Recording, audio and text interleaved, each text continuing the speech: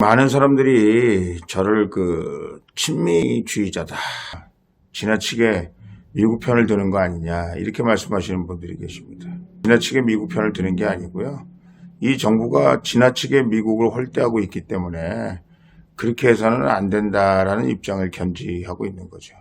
솔직히 말해서 한미동맹 없이 우리 대한민국을 방어한다는 거, 특히 러시아, 중국, 북한 이렇게 한 팀 먹고 지금 남한을 계속 압박하고 있는데, 한미동맹 없이, 우리가 이제 지소미아도 얘기했습니다만은 한미일 공조 없이 우리가 이 어려움을 이겨낼 수 있을까? 이거에 대해서 굉장히 회의적이다, 이런 말씀을 드린 거죠. 그래서 그런 의미에서 본다면 저는 한미동맹을 주장하는 사람이고요. 그리고 미국이 세계에서 제일 강한 나라 아니겠어요? 그리고 현실적으로 미국과 동맹국가를 맺지 않으면 결국은 중국이나 러시아하고 맺어야 되는데, 우리는 공산국가도 아니고 또 공산국가의 피해를 가장 많이 본 대한민국으로서는 미국하고 동맹을 맺는 것이 너무나 당연한 일이고, 혼자 살 수 없기 때문에 한미동맹을 강화하는 것이 당분간은 대한민국의 미래, 그리고 또 세계 속에 나가는 대한민국을 만드는데 굉장히 중요하다는 것은 아무리 강조해도 지나침이 없다, 그런 말씀을 드립니다. 제가 왜 이 말씀을 드리는 거 아니, 해리스 대사가 지금 남북 경협에 관해서 뭐 이런저런 정부의 얘기를 하는데, 해리스 대사가 마치 무슨 총독처럼 그거는 미국과 상의를 해야 된다, 뭐 이렇게 얘기했다고 그래가지고, 뭐 어떤 무식한 사람들은 뭐 해리스 대사 뭐 콧수염을 빼야 된다, 무슨 어떤 외교사절이 무슨 콧수염을 그렇게 기르고 있는 사람이 어디 있냐, 또 뭐 해리스 대사가 뭐 옛날에 콧수염 안 길렀었는데 길렀다, 뭐 해리스 대사의 어머니가 뭐 일본 사람이다, 온갖 되게 망측한 얘기들을 늘어놓으면서 해리스 대사를 디스하는 그런 얘기들을 하고 있습니다. 이거는 최소한도 우리가 한미 동맹국 대사에 대한 예의는 아니다, 저는 그렇게 생각합니다. 왜냐하면 솔직히 제가 여러 번 말씀드렸습니다만은 지금 일본 정부나 미국 정부는 우리 문재인 정권을 사회주의 정권이라고 생각하고 있거든요. 그리고 사회주의 정부다, 공산주의가 아니면 최소한도 사회주의 정부다, 이렇게 생각하고 있거나 의심하고 있어요. 그리고 항상 우리 문재인 정권은 김정은의 대변인이다, 이렇게 생각하고 있는 거잖아요.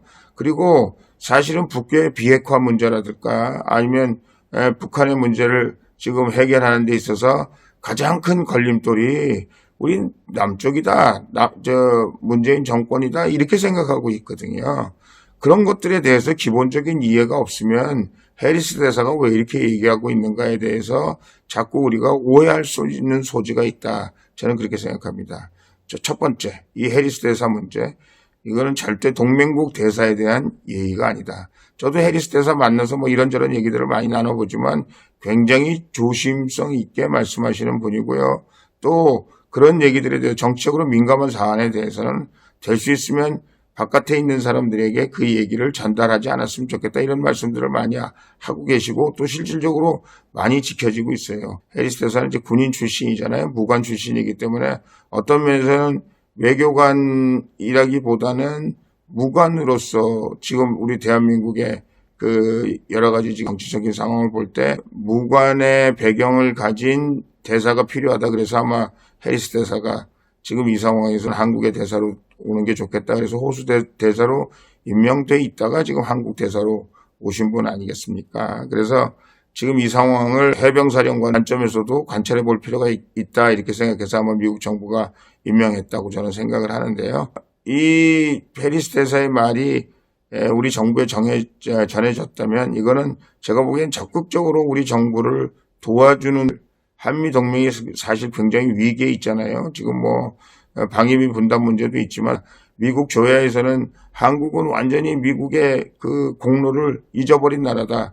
여러분 잘 알다시피 대통령 선거할 때 심지어는 힐러리도 그 얘기를 했잖아요. 한국은 옛날에 미국의 은혜를 잊어버린 나라다, 이런 얘기를 하고 있잖아요. 그런 의미에서 미국 사람들이 한미동맹을 다시 한번 일깨워주고, 특히 우리 비핵화 문제에 있어서 우리 한미 간의 공조가 중요하기 때문에 뭐 그렇게 심하게 얘기한 것도 아닌데 대사를 이렇게 정부의 청와대에서 나서서 뭐라고 하고 또 국민들이 무슨 이상한 소리 하는 거를 내버려 두고 또 그런 분위기를 방조하고 이거는 절대 있어서는 안 된다. 저는 그렇게 생각합니다. 제가 대한민국의 국회의원의 한 사람으로서 또 그 한미 동맹에 관해서 여러 가지 걱정을 많이 하는 사람이 한 사람으로서 우리 대사한테 굉장히 미안하다라는 말씀을 꼭 전해드리고 싶고요. 우리 대한민국의 모든 국민들이 그렇게 생각하는 건 아닙니다. 그리고 해리스 대사가 많은 사람들이 지나쳤다, 무슨 총독이냐 이렇게 얘기하는데 그렇게 생각하지 않는 분들도 훨씬 많다라는 말씀을 전해주고요. 우리 정부에게도 이런 메시지가 왔을 때 이 메시지 배경에 대해서 잘 생각하고 또 이 문제는 실질적으로 미국과 상의해서 남북 경협 문제가 됐건 남북 간에 지금 문제에 있어서 굉장히 키 역할을 할 수 있는 나라가 미국이고 비핵화 문제에 있어서는 사실은 여러분들 잘 아시다시피 통미봉남 정책이라고 북한은 남한을 철저하게 무시하고 미국과 다이렉트하게 연관관계를 가지고 문제를 해결해야 되겠다. 이렇게 여러 번 공언한 입장에서 미국이 한국에게 이런 문제들에 대해서는 미국과 상의해야 된다 얘기하는 것은 맞는 것이다. 저는 그렇게 생각합니다. 얼마 전에 그 정의용인가 뭔가 하는 사람이 말이죠. 그 무슨 트럼프 대통령의 메시지를 북한에다 전한다 어쩐다 하면서 얼마나 망신당했어요. 트럼프 대통령이 이미 북한에다가 다 메시지 줬는데 본인이 잘 알지도 못하는 메시지를 한다고 해서 북한으로부터 좀 고받고 실소를 자아내게 했는데 그 국제 질서에 있어서 중요한 거는 미국도 한국은 언제든지 우리와 큰 틀에 있어서 우리와 같이 간다라는 생각을 가지고 있고 또 그것 자체를 안심하게 해야 되는 것이 굉장히 중요하다 하는 생각을 하게 됩니다. 제가 우리 아버님 때부터 이제 대만에 갔을 때 대만 사람들이 그 얘기를 하더라고요. 우리 대한민국이 대만하고 국교를 단절하고 중국하고 국교를 맺을 때 대만 사람들이 그거 이해한다는 거죠. 그렇게 할 수 있었다는 거죠. 근데 중요한 거는 외교적으로는 우리가 이럴 수밖에 없어서 너희들하고 외교를 단절하고 중국하고 한다.